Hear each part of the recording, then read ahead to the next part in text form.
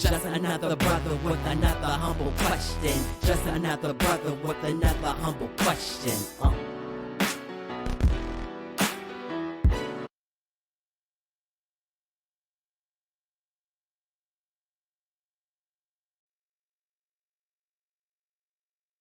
Welcome to another episode of A Brother with Questions. I am your host, B. Period. Man, I appreciate y'all for joining me. Please like, subscribe to the channel. Click that little like button, man. Share it too, man. And then don't forget to comment. Tell me what you're thinking about the video, especially this one. I'm curious to know what the people have to say about this one. We're going to dive in right here, man. We're going to talk about the shooting in Chicago of the young man, Dexter Reed. A lot of people been talking about it. They just dropped the police footage, the body cam footage, just dropped on the internet. I'm gonna tell you now, I am not going to be playing body cam footage. There are plenty of places on the internet you can go watch that if you haven't seen it and want to see it. So it is out there. But I do want to talk about how people are discussing it. And so the first video we're going to watch here is the attorney for the family. And so they are giving a press conference. You can see the three people in the front there represent are the attorneys for the family. The family's in the background. His father's there, his mother, he had a sister apparently. And I know there's at least one uncle there that I saw in another video. And then some other family members are there, but I just want you to pay attention to how the lawyer describes what happened that day. A broadcaster. So let's talk about why we're here today and why Mayor Johnson and State's Attorney Kim Foxx and Chief of COPA just gave their press conference. We're here today because on March 21st, something really tragic happened in the city of Chicago. What we witnessed on the video that we watched with the family yesterday was tactical officers, plain clothes, unmarked SUV, wearing hoodies and baseball caps, pulling over Dexter for not wearing a seatbelt. These officers never announced they were police officers. And then what we witnessed, Dexter got out of his car, unarmed, and was shot by the police. Based on the COPA report that you all received this morning, 96 rounds were fired by these officers. So let's say that again. 96 rounds were fired by these tactical officers.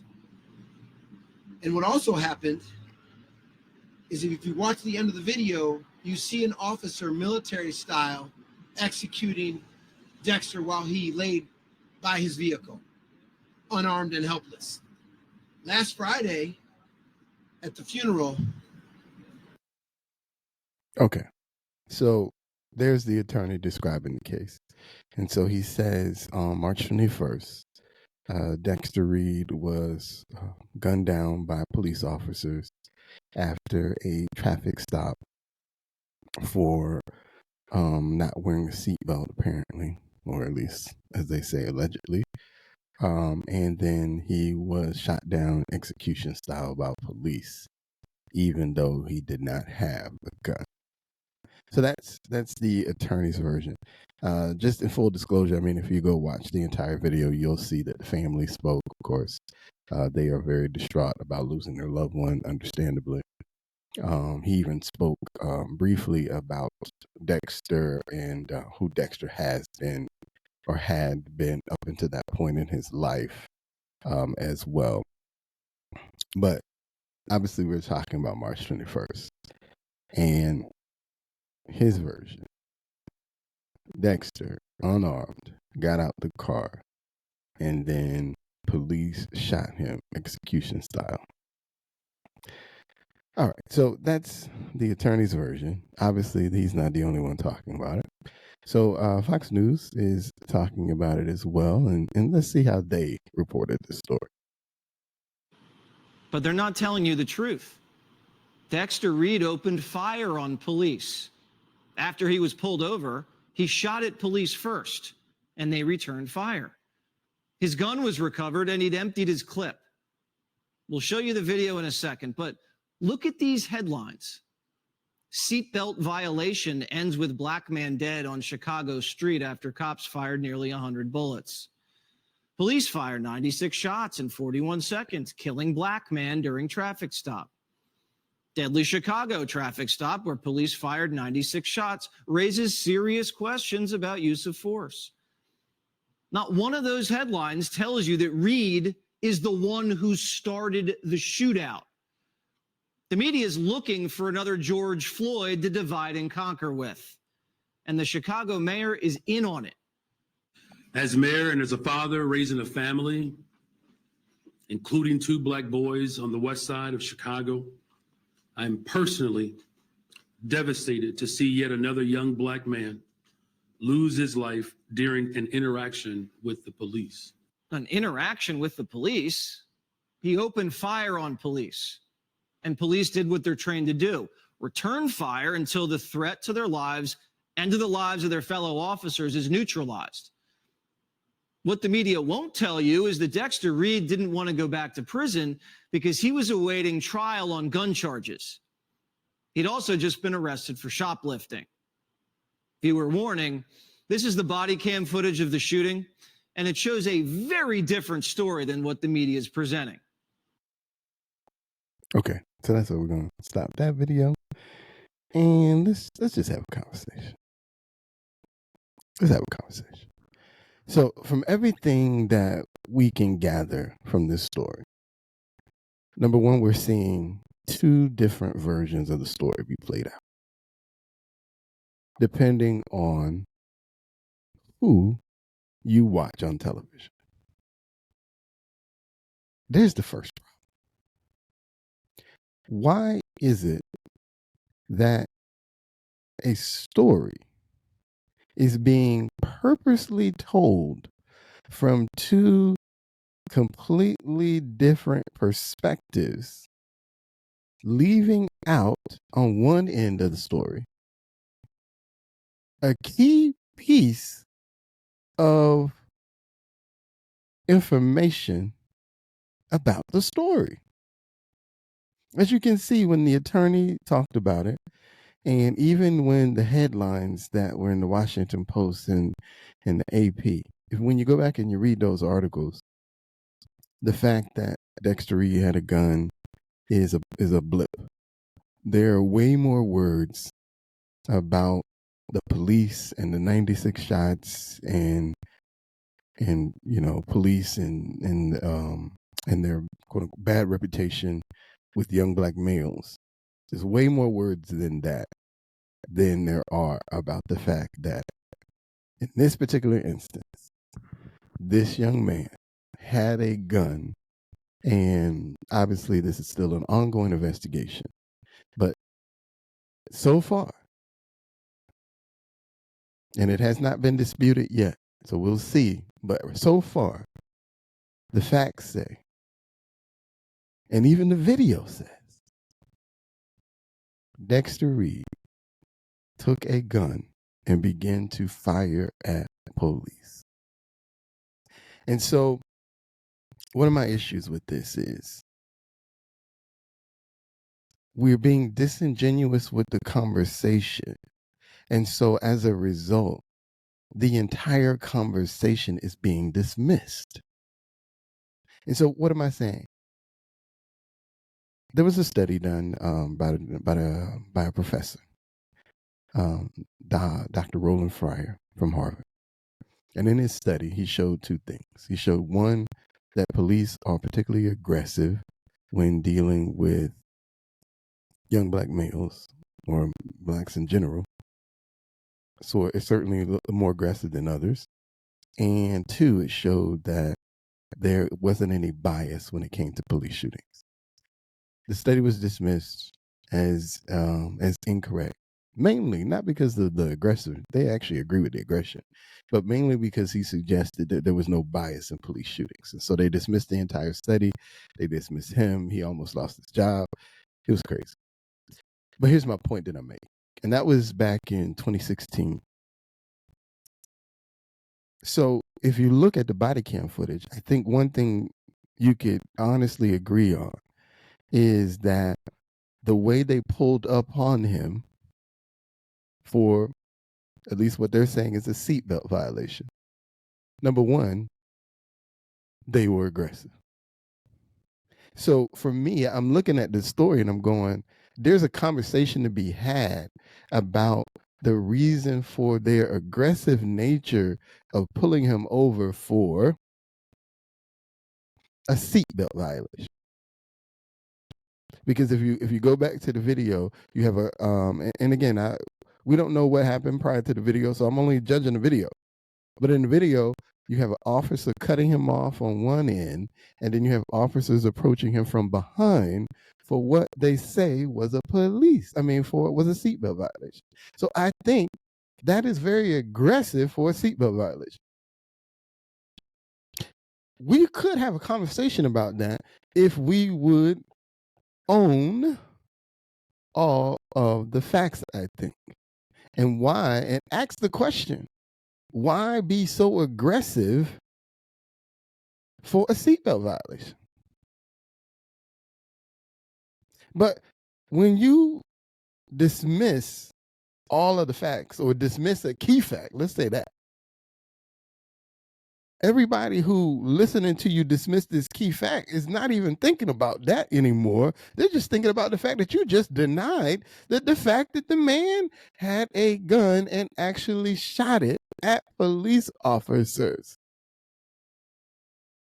So they can't even get to the fact that they were extremely aggressive in the beginning because you've already triggered them by ignoring the fact that he had a gun that he actually fired at police with. One of the other arguments that they make is that the police didn't identify themselves. From the video, it looks like they were at least wearing police vests. It looks like the police, it said police on their bulletproof vests. So whether they said they were police, I don't think he didn't know that they were police, because at the end of the day, he knew they weren't a gang, right? There's no gang of white people and black people running through the neighborhood terrorizing people. So he probably knew that they were police. I disagree with them on that, because that's the other contention that to the family, or the lawyer, I ain't gonna say the family, the lawyer is making, is that he didn't know that they were police. Well, who else is pulling you over in the middle of the street? It ain't a gang. We know that. It's not the gang. So, and then you get to the next step, right? So now we got this aggression pulled over. I agree, it was aggressive, especially for a seatbelt violation. Assuming that's what they pulled him over for. That's what they said. Just going off what they said. And then here's the next step of this, right? So they're aggressively pulling you over. They're asking you to roll down the window. You can see that in the video. They're asking to roll down the window for whatever reason. And again, honestly, I don't doubt that perhaps there was some fear on his part. I'll give him the fear. I'm not even saying I don't, I think under the circumstances, anybody might have had some fear. But at the same time, the fear, to me, it leads me to ask the question, why not just comply? Because it clearly, they were already aggressive. So why not comply? And I know I'm playing Monday morning quarterback. And so for those of you triggered by that, I apologize. I'll give you that. But I'm still wondering, because these are the things I'm asking. Why not comply? Why aggravate the situation further by locking the door so that they can't get in? By, cooperating to roll down the window, and then not cooperating to roll it back up, when clearly everything is heightened. And so somebody, right, and you would say it's the police's job to calm it down. I'll agree with you on that.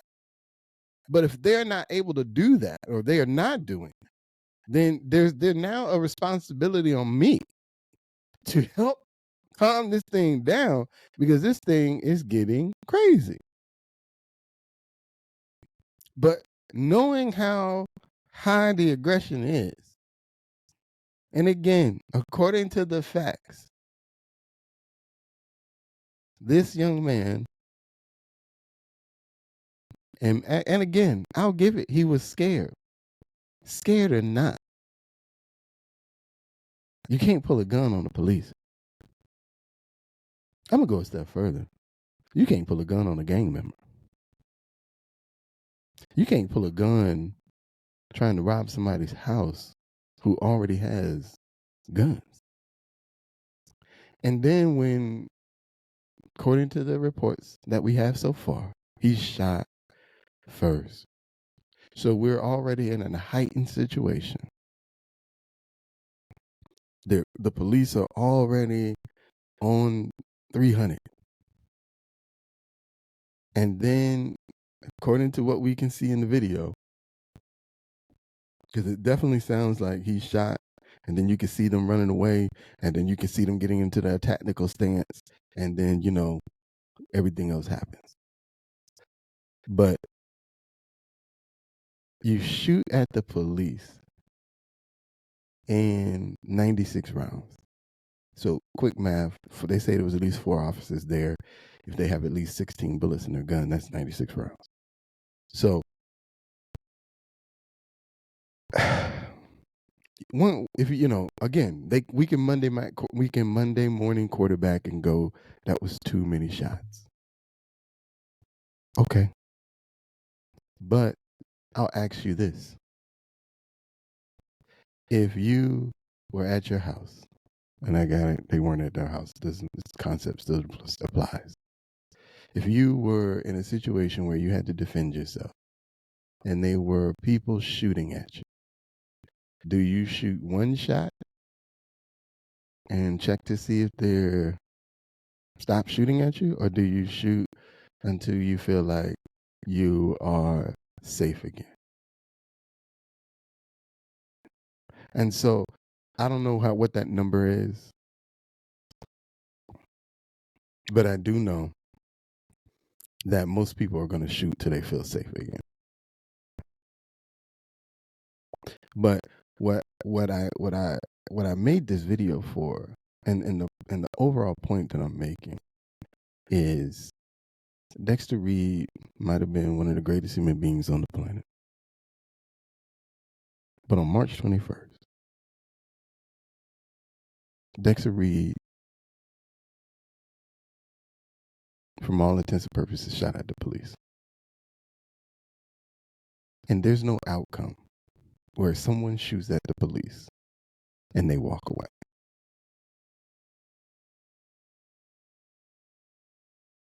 Especially at that close distance.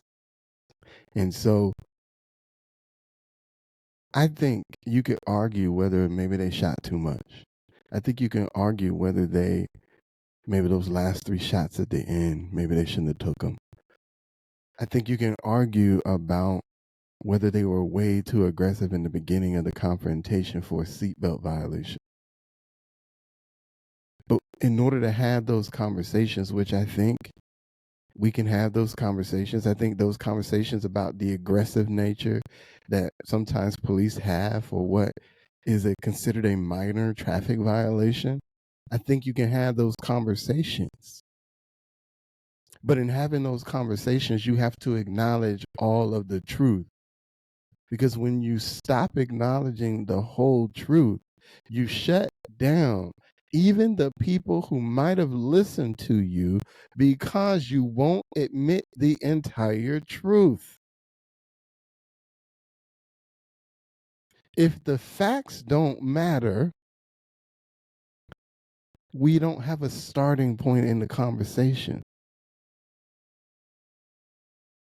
And so I just want people to sit back for a moment. And I don't know, I guess we'll see in the days and coming times. I see where Fox News is trying to take this already. They're trying to say that the Democrats want to use this situation to rally the black folks in order to go out and vote for Joe Biden, as they claim that, see, the cops are out to kill you, and Joe Biden is the only person that's going to do anything about it. Donald Trump and the Republicans don't care about you. They don't care. That's the rallying cry that Jesse Waters thinks they're about to do. You know, if if you listen to the beginning of that video, he even suggests, right? Because Democrats are scared that black people are about to vote for Donald Trump and not vote for Joe Biden. I'm not here for the foolishness. At the end of the day, I don't care what the news tells you. Anybody with sense knows that black people will vote about 85% for Joe Biden. 85 to 90%. The ones that show up. That's probably closer to the truth.